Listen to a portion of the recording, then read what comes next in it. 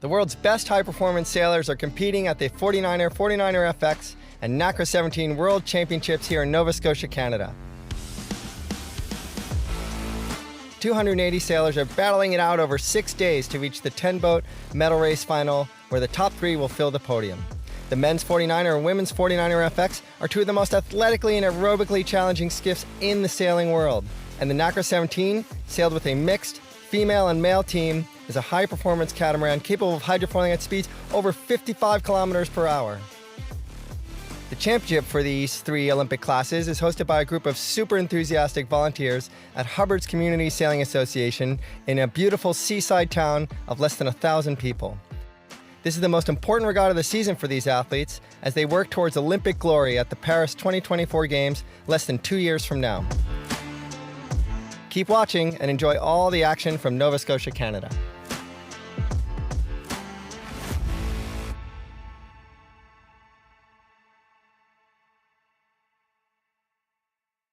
We're starting off the final day of our coverage of the World Championships by looking at the final fleet race for the 49er FX, and it's going to be a pretty fascinating one that we watch play out. My name's Andy Rice, this is Chris Muesler, and this is Lisa Ross. Lisa, it's a scenario where we've got the reigning world champions from the Netherlands looking over their shoulder at the Swedes. How do you think it's going to play out? Because neither of these teams like light wins. That's what's forecast for the final day. Yeah, so I mean, the forecast doesn't bode well for these two teams as far as consistency is concerned. So I think they're both really going to be looking back at what went wrong when we saw light conditions and offshore conditions earlier in the week, and really trying to fix some of those mistakes and work probably on their communication and their decision making in this condition. We are expecting it to be quite a bit lighter, and again, as I said, offshore. So. You know, there's going to be a lot of movement within the races, and they're going to be trying to capitalize on other people's mistakes and on the passing lanes. Chris, we're recording this on the penultimate day. At the end of the penultimate day, the sun is shining. We've had pretty much sunshine all the way. Are you going to be able to keep on smiling all the way through the final day, even if the sun goes in? Oh, absolutely. I mean, this week has been fantastic. Everyone's pretty tired. I mean, these athletes have trained for this all year. It's the most important regatta of this cycle. And so they're not tired. We shouldn't be tired either. And, you know, it's awesome to see in the 49er and the FX that the reigning world champions are on top of the leaderboard, but it's not unassailable. It's close in some ways, but there's one more fleet race left, and then the medal race. So there's an awful lot that can happen. I think, you know, just watching these athletes push it so hard at the end of a week, this is where the best sailors in the world start to show up, because that's when everyone's tired and they just have that little extra bit in the tank. That's why they need the fitness that they have. So that's happening in the morning. It's a final fleet race for all 3 fleets, the 49er FX, the 49er and the Nacra 17. Then we wait a few hours, and then later on in the afternoon, it's going to be the 10-boat medal races. And that's finally when we will see the world titles decided for 2022. It's going to be a great day. Well, that was the sunny day yesterday evening, a little bit more overcast, and this is the first day that I haven't actually seen the sun shining over St. Margaret's Bay. Lisa, are we going to see sunshine later on? I don't know. I think some of the sailors might be packing up in a little bit wetter conditions than we've had for the rest of the week.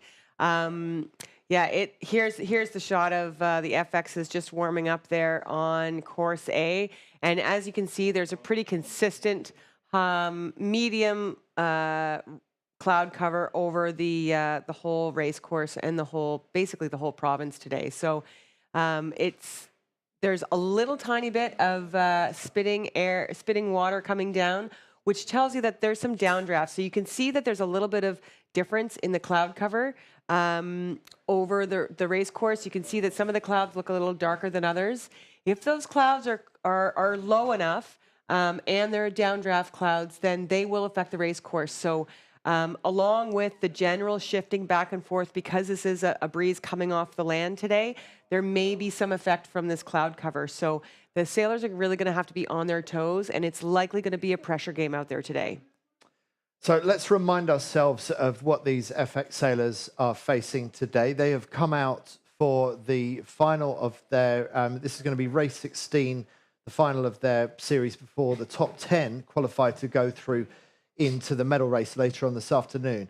So as things stand, if you look at the bottom in 10th, it's Joe Ali and Molly Meach, a new pairing.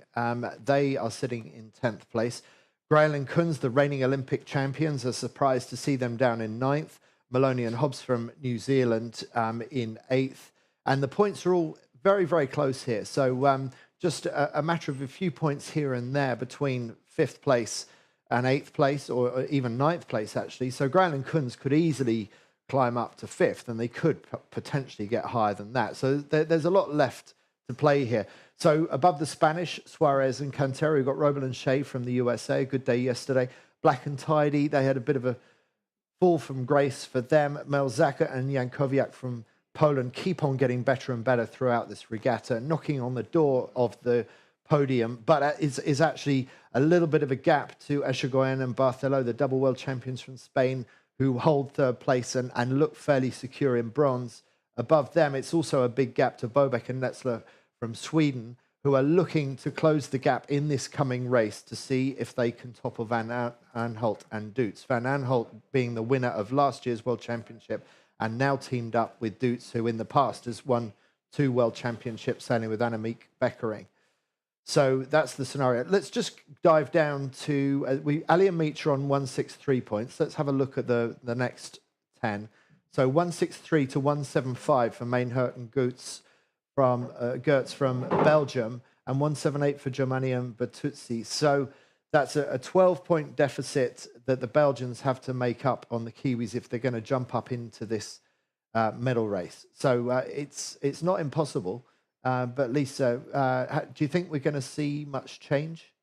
Yeah, I mean, the only thing I can say about this fleet is that all 35 of the boats in the fleet are out here. Unlike the 49ers, where you've only got the 25 in the gold fleet, it's a bigger fleet, so there is more possibility for movement within that fleet. And also, if you look at the scores, there are some pretty big drops within that top group. So when we're talking about drops, the Spanish, they've got one of the most consistent scorecards, but again, they're dropping at 24. The leaders are dropping at 29. So pretty much everybody, if they have a bad race today, they're going to have to keep it. So there could be some movement. I think Joe and Ali and Meach, they've got to keep on their toes today for sure if they want to stay inside that top 10. But really, I think there's only 2 or 3 boats that could even potentially get in there. Realistically, 2. So we're looking down to 12 to the Italians. The Canadians, the Lewin Lafrance sisters, they have a redress. So as they sail, if they sail well, their redress gets better because it's an average points of their score. So that will affect their score a little bit more than just this race if they have a good one. But they've got a ways to go in order to get into that top 10. Currently, they've got 35 points. So that's pretty much a race win and a reversal of almost the whole fleet in order for them to get in. We've had a mix of conditions all week, but day 3, I think it was, the Friday, was the weirdest and strangest day, and it really caught the top 2 in the FX on the back foot. They really struggled that day, and it's the only time that we've seen the Dutch or the Swedes really vulnerable and capable of being beaten by anybody else in the fleet. Do you think there is cause for concern for either of those teams today? No, I mean, most of these teams are seasoned professionals at what they do, and especially if you've had a bad day in a condition, they kind of have a little bit. It's a little bit of a different day to day, but they've got to redo in that communication. Staying with the phase, maybe sailing. Not looking for the greatest lane, which is where they want to be. When they're in that speed mode for the other days, and so I think you'll see them be a little bit more on their toes and a little bit more consistent today, likely because of the learning that they would have had coming out of that day on day 3 of this event. Yeah, that was certainly a learning day for both of them. But they're very solid performers across the board normally. So maybe it was just an aberration for both of those teams. So Sweden has only got one race in which to close the gap. And so it's going to be critical for them. It's going to rely on a bit of an error by the Dutch as well. So Sweden just has to sail the best they possibly can and hope that the Dutch aren't at their best. But we'll see how that plays out. In terms of lining up for this start line, have you got any sense yet of the lie of this course? And Yeah, so the breeze has been going back and forth. It definitely has been shifting, and like I said, it's hard for us to tell with the drone shots what the pressure is. But I would think that these teams would really be looking up the course to look for pressure. And that's going to be, I think, with the fast boats, again, the more pressure you have, the faster you sail, the more lift you can generate. All things are good when you're in pressure. So I think a lot of the strategy, especially on the start line, is going to have a lot to do with that pressure. And so we're going to see the teams maybe give up a little bit on line favor to make their move where they think they need to be early in this race course. we're on board with Steph Roble and Maggie Shea, USA 8. They've had some great moments this week, including race win.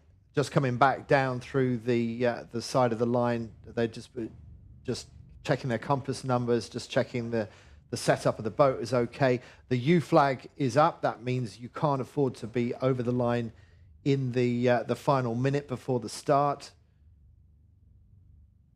And they're looking.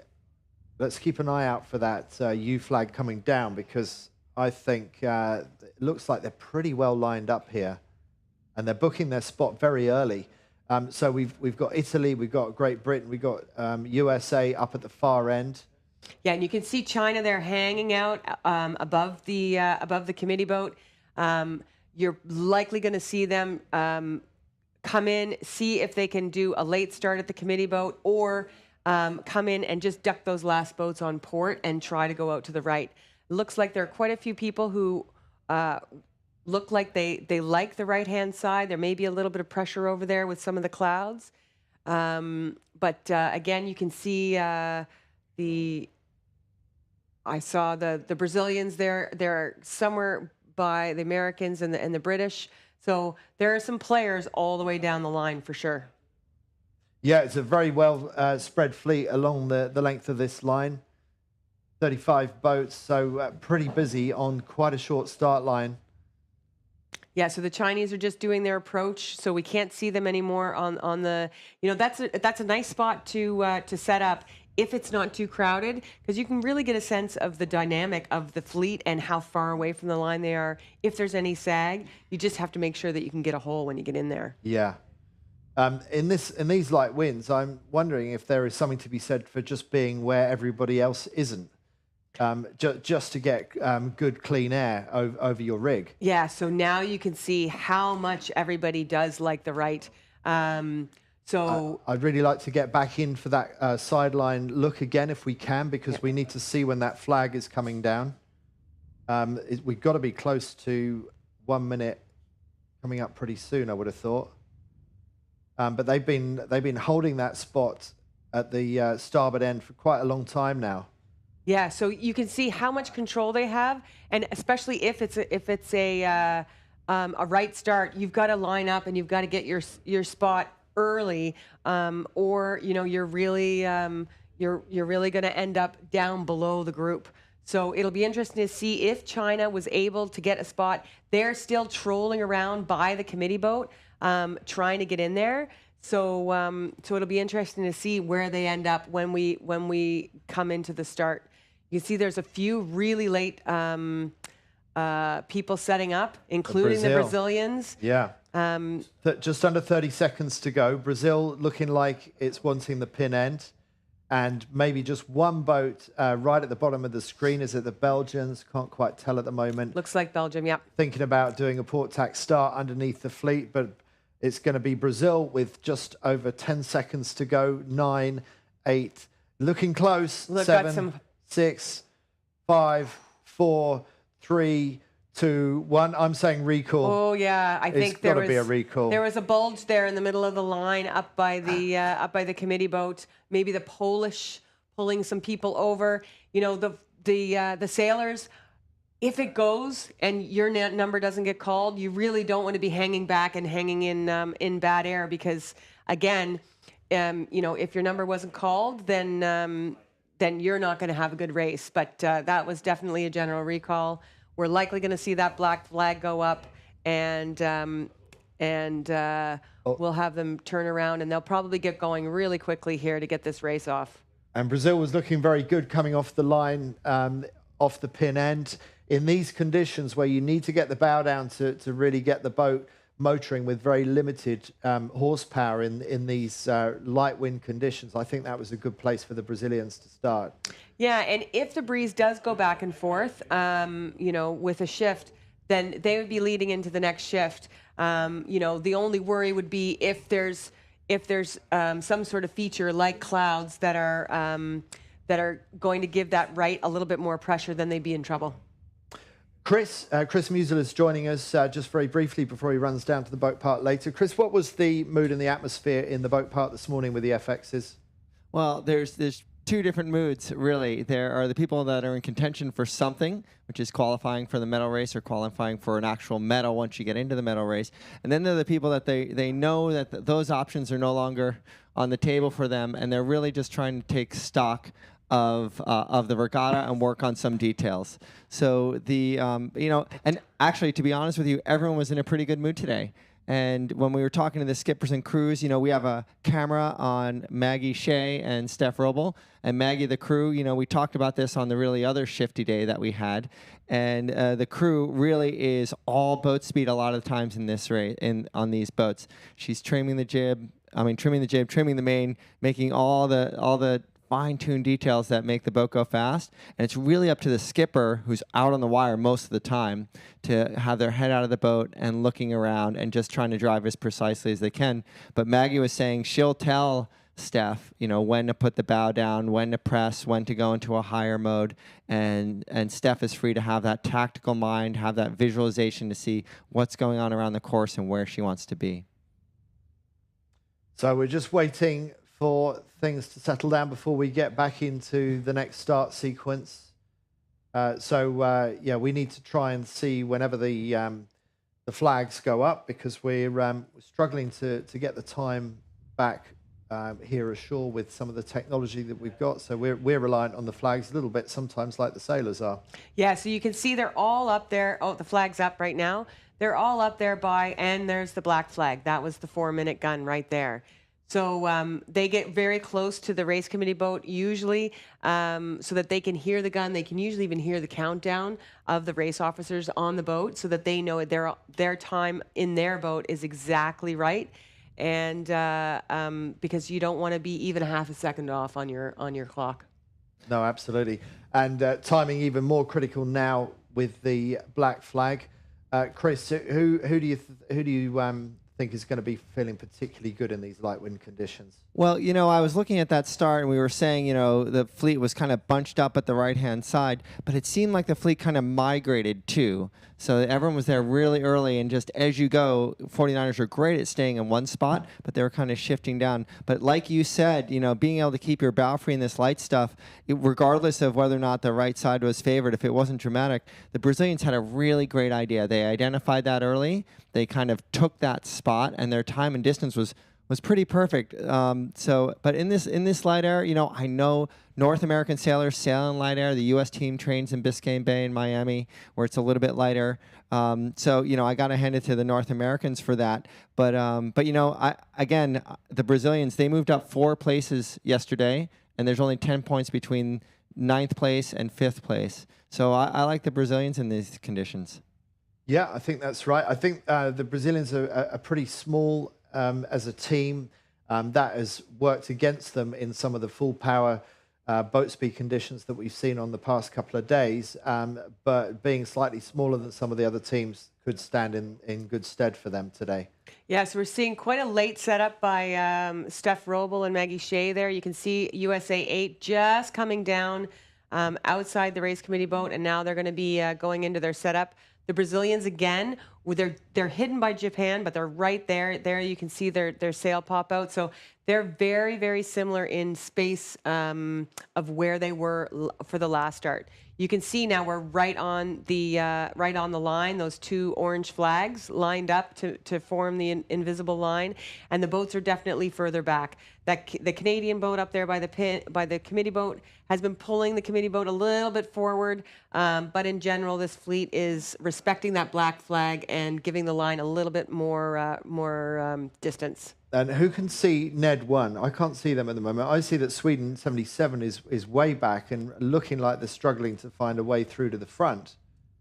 Yeah, so I thought I just saw a little piece of Ned 1. They're all the way over by the committee boat. And this is on board with Roble and Shea. So you can see Roble's hand just controlling the tiller extension there, just trying to stop the boat from stalling. There, oh, the you flag can see has come Ned down. 1 punching out right now. They're in a really nice spot if they want to be going right. They've got command over the race committee boat right now. We got about 45 seconds to the start. This time, Brazil 12, you can see, is a few along from the pin end, so they're going not quite so extreme as they did towards this end. And Ned 1, as you were saying, Lisa, that looks like they booked their spot right next to the committee boat. So they've got about 25 seconds to the start, and these boats are so good at holding their position. Meanwhile, we see Croatia. They're not averse to trying the port tack start. Are the Michele Vittori sisters going to try the brave port tack start? They're fairly far back in the standings. 10 seconds to go. Brazil 12, the first to accelerate, just about to cross, and it looks like it's going to be a clean start. Very nice start by the Brazilians. Very, very good. And Italy 99 also accelerating really nicely off this end of the line. And on the far end, expect to see Netherlands 1 tack out early, out towards the right-hand side because they had the committee boat end booked. And but meanwhile, yeah, Lisa, it's Brazil that have got the best start at this end. Yeah, Brazil really punched out there. They had beautiful time and distance on the line. It looked like some of the boats here at the pin were going to be a little bit late, but not the Brazilians. And that really gives them the ability. You can see how much space they have on Japan. So they can sail high, they can sail low, they can kind of pick the way that they want to sail in order to get out here to the left-hand side. When you start in the middle of the line, you're really dependent on the boats around you to do the right thing and keep their bow down. So, what Brazil is hoping is that France and Japan around them are just sailing their boat as fast as they can. Sometimes those boats in the middle of the course, if they want to tack away to the right, they go into a high mode or a pinchy mode, and they try to squeeze the people off their hips so they have the option to tack and they're not blocked. But Brazil is hoping that they don't do that, so then everyone can just keep moving fast forward for as long as they can. We know in these big fleets, unless there's a huge shift to tack on or a big puff on the right, the longer you can hold your lane, the better off you are. If you can hold your lane for 2 minutes, you're already better than mid-fleet. If you can hold your lane for 3 minutes, you're usually up into the top 10. And on that note, it doesn't look like Sweden 77 is doing a great job of holding its lane going out towards the left-hand side.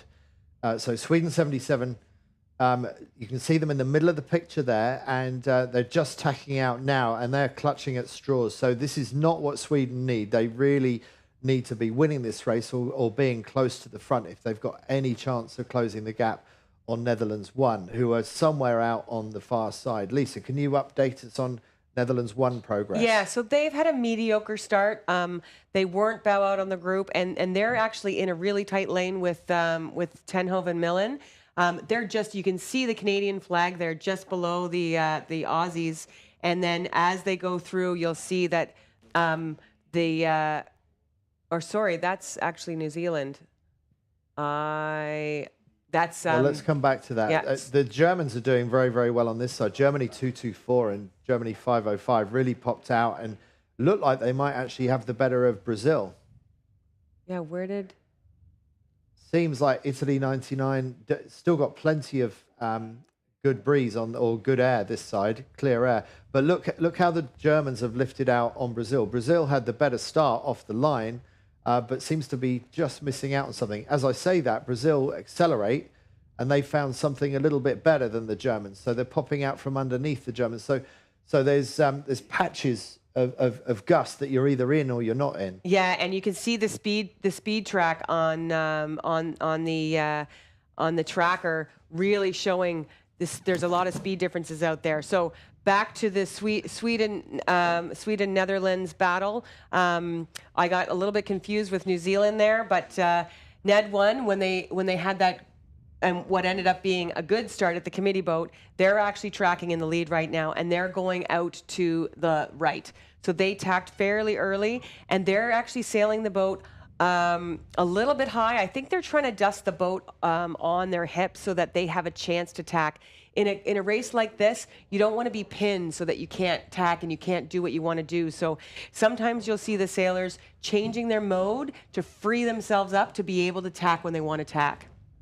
And we can see there, Sweden 77, Vilma and Rebecca, they got kind of bounced out. Like you said, they had a mediocre start. But this is very telling. We'll see how when Brazil finally decides to tack back, they have to be very patient. Like when they had the German teams on their hip, they were kind of shearing off them or lifting off them. They know there's sometimes you don't know when you have to consolidate a side, but you know when not to. And I think that's the case for Brazil. They're kind of stuck going in this direction. But it's very telling right now how things are shaping up. But it's going to be a long beat. Whatever is causing what looks like the right side to be starting to be strong might change. Yeah, so here we have the fleet's almost done a perfect split. We've got a number of boats on the left and a number of boats on the right, and they're just starting to make their way back to the mark. And again, we haven't had the drone shot to show us what the pressure is, but it looks like Brazil may be down a little bit now. So they've been sailing on a little bit of right, and if it stays right, which it's been tracking basically the whole time, Brazil's going to be taking a little bit of a knock coming back in. Now they look like they're back up. It's really up and down here, so patience and trying to make those crosses when you can is really key. So if Brazil can get across Sweden here, that's going to be a big thing for them trying to make their way back to the mark. Bearing in mind how good Brazil's start was and how poor Sweden's start was, it goes to show how difficult it's been for Brazil on the left. And it looked to me when they tacked, it was a reluctant tack. It wasn't taken at the best of times, but they've really run out of road to be able to make any other choice. I love how this race course is shaping up. I think it's very flat across the course. So from all the way on the left side to all the way on the right side, if you look on the awesome analytics that we have and the tracking, the whole line of boats is almost like a start line all the way across the course. And I think that's what's really exciting about this race. I have a feeling that this is going to be a very nuanced approach to this weather mark in terms of poking yourself out of these 20-something boats or 30-something boats all lined up together right now. It's a beautiful course right now. This is very rare. Usually one side just pokes out. Yeah, so you can see even just the pressure differences. Belgium just got a little bit of something. They're poking ahead there. You can see them on port going across the rest of the group that's below. And Germany's not quite in it yet. They're just a little bit slower. And so, this is a game of patience for the boats. If they're trying to chase something, they're going to get in trouble here. Japan, not with a huge amount of breeze there. It could come good for them. What Belgium has, Germany and Japan might get, but you just don't know. It's very localized, this breeze. Yeah, and so Belgium's been able to take a port tack all the way across in front of that right group, and that was a big gainer for them to be able to now basically lead back to the mark. We haven't been talking a lot about Ness and Groningen from Norway, but that team's been strong over the past 2 or 3 years. Always in it, and it's nice to see them finally kind of poking their way into the front of the fleet. It's amazing. Some teams will get top 3 at a world championship, show up at the next world championship, and really have a hard time making their mark. But it's really nice to see them poking out, and it just shows you the strength. Even though they've only had 2 quads, the strength of this fleet is getting really, really deep over the years. Yeah, so that pressure that the Belgians had to get across, it seems to be filling a little bit more across the left-hand side. So the boats that were on the left, they sailed in what everybody started in a righty. That's why kind of everybody was at the committee boat. But they stayed in that shift all the way across, and now they're getting some pressure to get back over across these right-hand boats. So here's Norway, and they've really tapped into that to that left, and that bodes really well for on Norway's hip. Brazil is over the ley line because now they're getting into a left. That was the reluctant tack by Brazil. They're now over the ley line, but they're sailing fast, and they're really trying to get across Norway here. So it's going to be almost bow even with Brazil and Norway coming up here to the windward mark. That's quite amazing. What an incredible comeback by Brazil if it works out that way. They are so good at seeing when to take the extreme opportunities. And I love the footage of that tack from Norway. It just shows you the athleticism, even in the light air. Runningen goes around the front of the mast and then comes out, and it goes out on the trapeze, on the weather bow, and presses the bow back down so they're not dragging. This is going to get really crowded. There's a bunch of boats coming in from the left. You'll see Brazil come into the screen very, very soon. And these are the boats that the Japanese boats we saw before. Here comes Brazil. So they've done a good job of having patience, tacking, when they maybe didn't have the greatest number, knowing that if they go any further, they're going to be well overstood. Yeah, very good recovery by Brazil, looking so shaky halfway up that windward leg. And now it's going to get really busy behind them as Brazil go around in fourth place, followed by Italy 99, and then two German teams and a bunch of boats struggling to make the mark here. It looks like the boat behind Germany is going to get round. That could be an Australian boat or a Kiwi. Can't quite tell. It's Australia. But the boat behind them struggling to the keep Japanese there, yeah. Oh, I don't know if they've made that or not. I think they did. That was a really nice shoot to get around that mark. Wow. And that was Sweden going around in amongst that group. We haven't seen Netherlands won yet. So is this an opportunity for Sweden to close the gap? Where is the Netherlands? Are they there? They are going around now, just behind Canada. Yeah. So that pressure on the right. Look at that jibe set for Netherlands 1. Wow. Wow. That is. I mean, there's no room to go in there. They've got a call for water on Canada for the starboard tack boat for the Croatians, but it's very, very messy. But there must be something really obvious that when coming into that mark from the right-hand side, they must have seen the balance of the breeze swing at the very end of that beat to the right-hand side. Otherwise, they wouldn't have made such an aggressive move. I mean, that's really slow to make a 180 turn like that. We've seen them make the jibe set work a few times this week, Netherlands 1. And so they're not averse to making that move, and they're far enough back in traffic that it's starting to become the obvious move.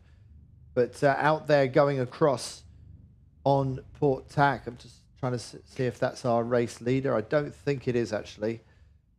No, the race leaders are further down. Yeah, they are further down, but they have also jibed. There you can see them right there with the blue and the and the red kite. So that's Belgium and Norway there, just jibed. Now, we seem to have a lot of place changing going on according to our leaderboard, but Lisa, is that real or is that some glitch in the system? Because we're seeing a lot of changes. Yeah, I'm not sure if I think that's a glitch in the system because I see a really strong position by the two boats coming back across. Their speeds are quite a bit higher than those boats that did that jibe set and went over, I think, playing maybe a shift that they felt, but it just seems like, based on the speeds of the boat especially, there's a lot more pressure over here on the left right now. Okay. And that is good speeds going downwind. Again, the German boat showing us 11.7, significantly faster than the others. I don't know if that's real. But Brazil looking good there with the purple Jenica in the middle of our shot right now. Yeah, so they held for a little while longer, perhaps to dig into this pressure even a little bit more. And also, we have to remember, light air, you want to be staying away from boats, and there's quite a train that's jibed, and so I think they're trying to pick a little bit of a more open lane to try and approach this mark and have. Again, because we're on the run, if you're below, you have the option to head up and to attack the boats that are above you and try and solidify your position. I think this footage was amazing of Martina and Kahena in terms of how they played their apparent wind sailing, with Kahena going into the middle of the boat, and they just what we would call soaking down, keeping the pressure on the sails, but going as deep as they can until it gets a little bit too slow, and then scooting it up a little bit. And Kahena's hiking off the inner tow rail. Just to fine-tune getting the load up the boat anytime she can. But it was nice to watch them sail kind of deep with her up at the mast.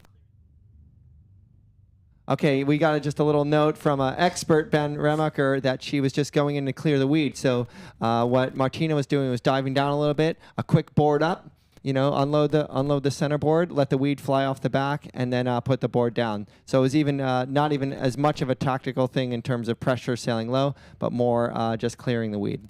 Yeah, and that's the factor. It's easy for us to forget that has been an issue at times, and that's the thing that we can't see that well. Now we've got the leaders coming down towards the bottom gate, and it's Norway deciding to jibe around to go for the right-hand side of the gate.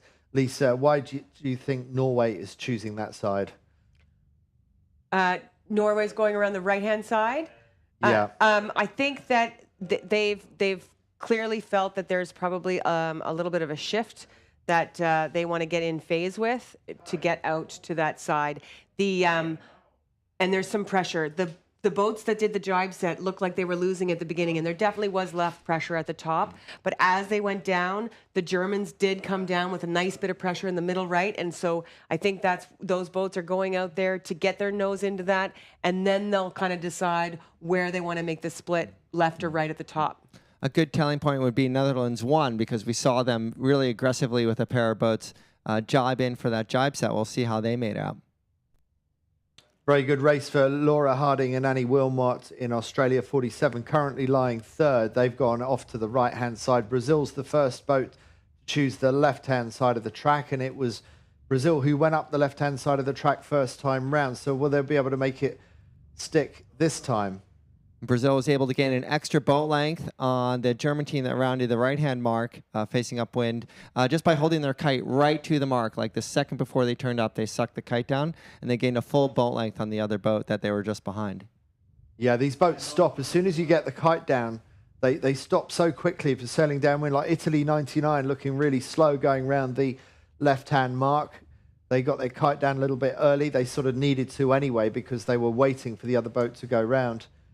And USA 8 about to go round the right-hand side. Not a great race for Robel and Shea, getting the kite down very late there, just as Chris was explaining. That's the way to get a great kite drop down. So here's the black kite just coming into your screen of Ned 1, and they're going to be rounding the right-hand gate, looking upwind.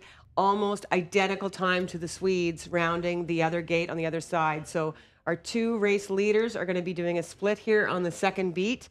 And as we saw, there's lots of gains and losses to be made. So this may be a moving beat for one of the two of them as far as their point splits going into that medal race.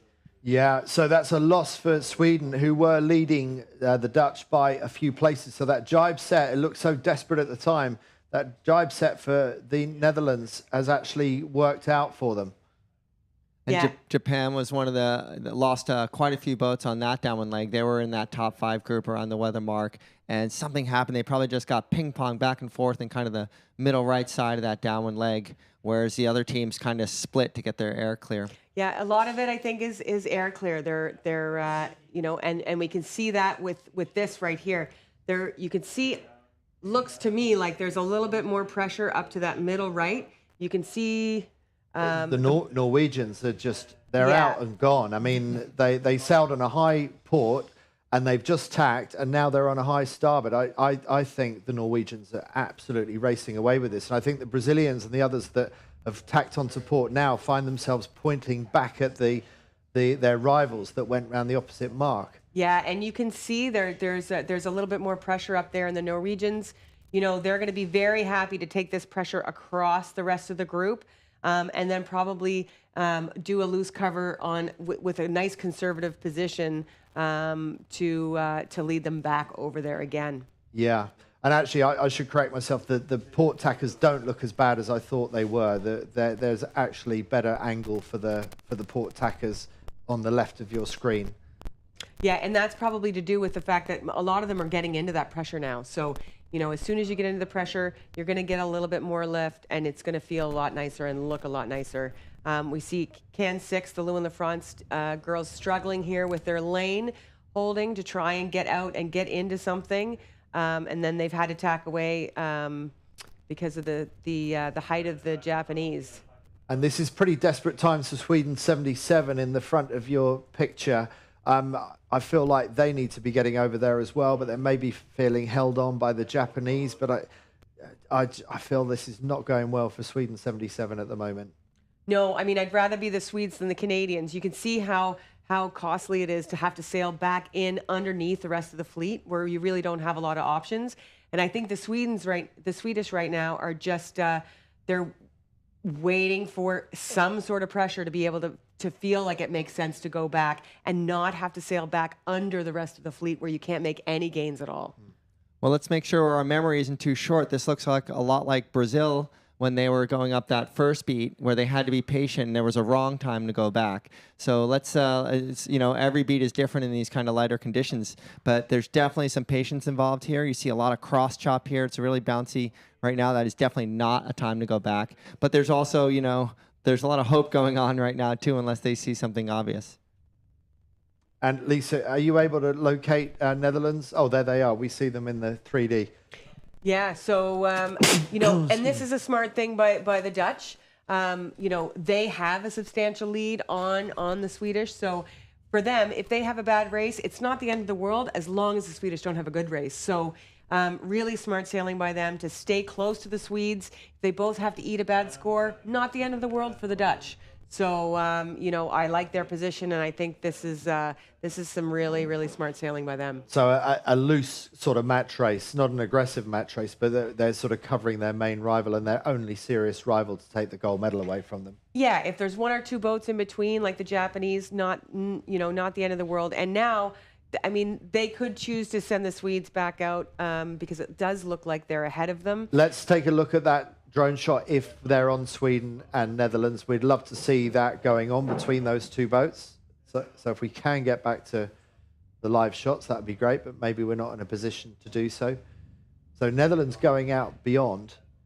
A bit surprised by that. That's Norway, our race leaders. Yeah, there's the Swedish right there. And yeah, there are a few boats above them. Brazil is in that mix coming out to the left. So I think the Dutch are just trying to, again, sail their own race, but be on the same sides of the Swedes so they can't make too much gains. Yeah.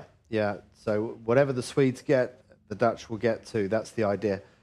That's Spain 23 going across on the left of your picture. They are in third position in the standings at the moment, and it's pretty difficult for them to climb or to drop. They've got big space on the leaderboard either side of them, so very likely it's going to be a bronze medal for Echegoyen and Barcelo, the double world champions of previous years.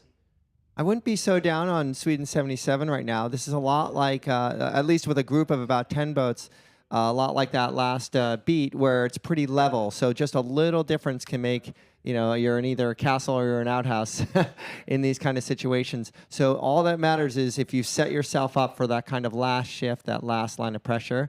And, a lot of those boats didn't have a choice when they started that beat, but we'll see how it ends up. But obviously, the Norwegian team is just, they're gone. They're a tall, light team, and they know what to do. They've been top 3 at the World Championships, so it's really great to see them putting their mark on this race. So that's Norway 2 leading this race, just doing a quick couple of tacks to get their way up to the windward mark for the final time. So this will be their last tack of the race for Dason Ronigan, who finally are coming good. That's the number 2 on their sail. Norway 2 tells us that they were second at last year's World Championships in Oman in light wind conditions. They've really not had the best of regattas by their standards, but they're coming good in this race now. Yeah, so as we watch these boats coming around, the Belgians are having a very good race. We saw them punch out in that pressure on the start, and this is getting them into the top 10. It's bumping Ali and Meech out of the top 10, and it's pulling them back in to this top 10 race, and that is a clutch performance by the Belgians. Just when they needed it. Yeah, exactly. So that's one of the big, and the Brazilians, again, we've seen them have really good positioning and patience in this race, and it's moving them up into 7th place. They've jumped over Black and Tidy in the results if it stands as they round right now.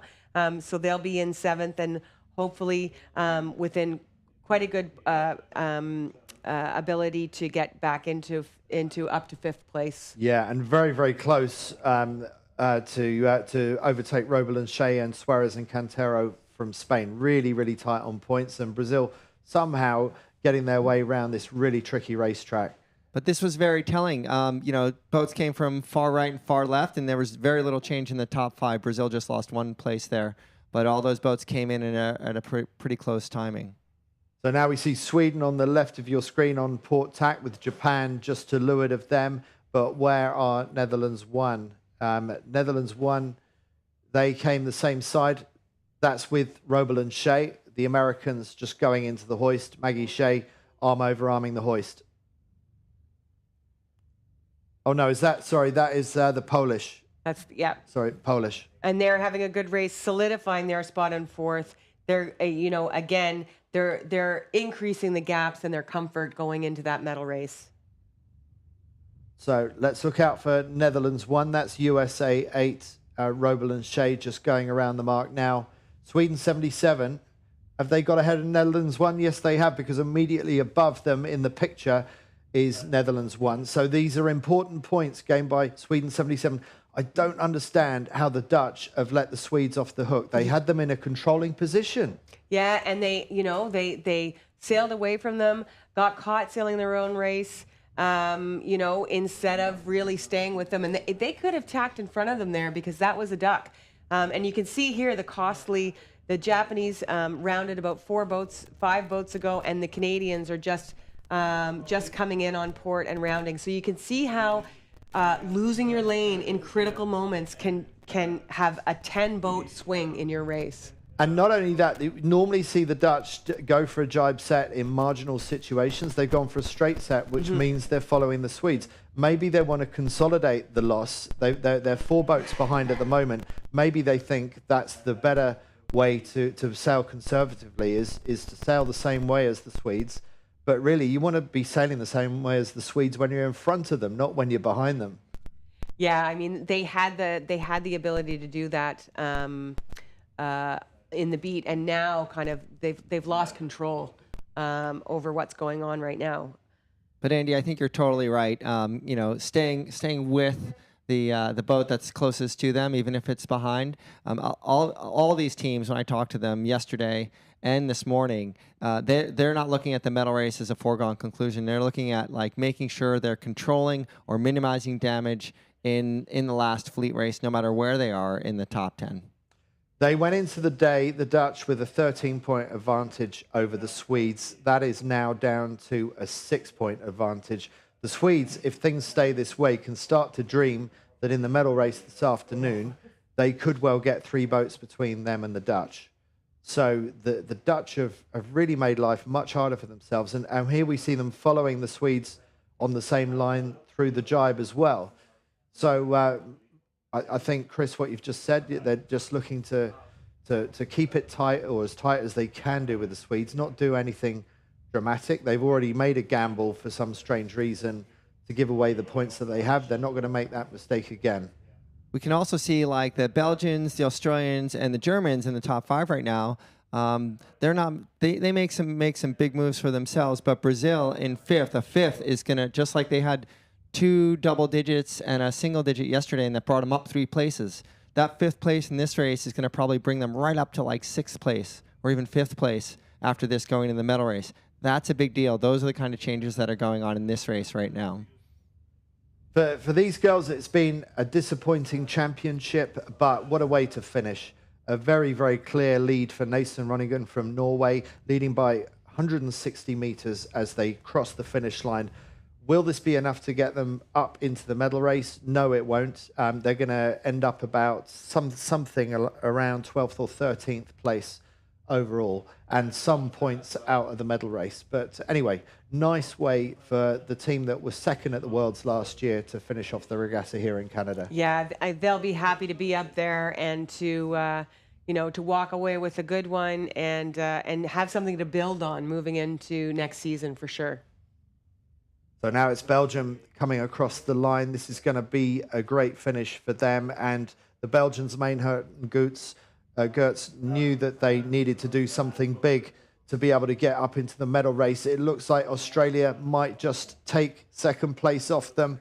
So that is a great finish there by the Australians to just pip them to the post by the look of it. But I think that is still going to be enough by the skin of their teeth for the Belgians to get through. But it does depend on what Ali and Meach, New Zealand 75, managed to do on the final run. They're in 19th place at the moment. So Ali and Meach, it's still within their grasp if they can overtake some boats to get back into the medal race, because currently those Kiwis are out of it and the Belgians are in. So let's keep an eye on how Ali and Meach do. Meanwhile, how is Sweden doing ahead of Netherlands 1? Netherlands 1 continuing to track Sweden 77, doing a cover from the other side, from behind on the Swedes, just trying to minimize the damage after that tactical error up the second beat. So Van Aanholt and Doots, what are you seeing, Lisa? Well, it just doesn't seem like they're minimizing damage. It seems like they're making more a little bit. The Dutch, I think, are losing a few boats. I think they may be, paying a little bit of attention to what's going on with the Swedish, and you just saw them duck another boat there. And so it'll be interesting to see. There's a lot of boats here coming in on the right-hand side of the race course. And so there's a lot of boats. The Swedes have a beautiful angle coming in here. They've actually made a pass. And so look at how many boats can get between the Dutch and the Swedish if the Dutch don't have a really flying angle coming into this mark. That is a brilliant finish by the Red Nacra of Sweden 77. Just dropped into the chute after taking a bunch of boats with a really tight approach at the finish, with great apparent wind, and Bobek and Netzler have really turned it on in these light conditions just when they needed to. And now we need to see Netherlands 1 and see what they can do. Well, again, they're making a similar tight approach, which has gained some boats back for Van Aanholt and Doots. But this has been an expensive race for them, with 6 boats between them and the Swedes. That's a lot of points to have given away, and sets us up for a much more exciting medal race this afternoon. Yeah, and New Zealand is just crossing the line. They were in that pack, and they were only able to get to 20. So they actually lost a few boats. When the boats compressed, that was all about your tactical decisions and how you can get a really nice fast angle, as you can see with the Swedes. And here's another super, super tight rounding. Now, boats do have room to finish as they get inside the 3 boat length zone. But wow, this is tight. I don't even know how the race committee is going to call this one. No, I mean, they might have to look back at this drone footage to find out who won on that photo finish. Really, really busy round this end of the finish line. And dreams are sometimes won on lost and short moments like that. That was so busy around that mark. So there are the standings. And look how tight it is now. That's just 5 points the gap now for Sweden to close on Van Aanholt and Doots, who still lead. But what a giveaway for the Dutch there. They could have consolidated a nice lead going into the medal race, but now it sets it up for an interesting match race. Barcelo and Echegoyen, they can't move from bronze position. The bronze is nailed on for the double world champions. But behind them, it's going to be interesting to see how the places change. Graal and Kunz, well, they can't get a medal, but in 7th place, they could easily jump past 5th and 6th, the Spanish and the Americans. Black and Tidy, that's an unfortunate race for them. It drops them back to 8th, but they could still climb back to 5th. Maloney and Hobbs, well, they're going to be the sole representative for New Zealand, because there should have been another team in there for New Zealand in 10th place. But Joe Ali and Molly Meach, the Olympic silver medalist, and also the gold medal from the 470 for Joe Ali, that she's not going to make the medal race in her first ever world championship in a 49er FX, because it's the 3rd place of Meinhardt and Gertz from Belgium, who that secures them 10th place in the medal race. And there you see it.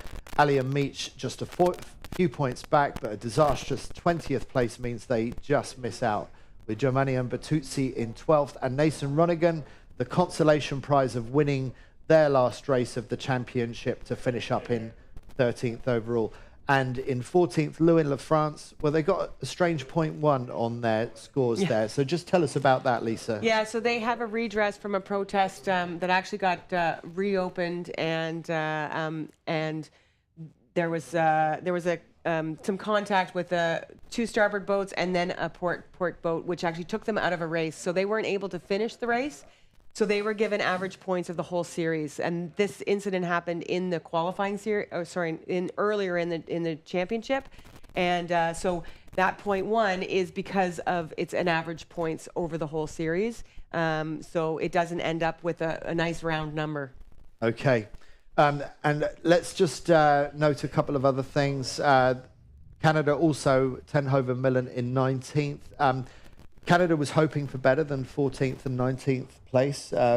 What's the lesson to take away from Nova Scotia? Yeah, I mean, they definitely were. You can see that their score lines, especially the Lewin LaFrance sisters, they've got some really nice scores along there. Consistency for them was an issue this week. And again, you know, they're a quad and a half in. They're still a young team, and they're showing some real signs of promise.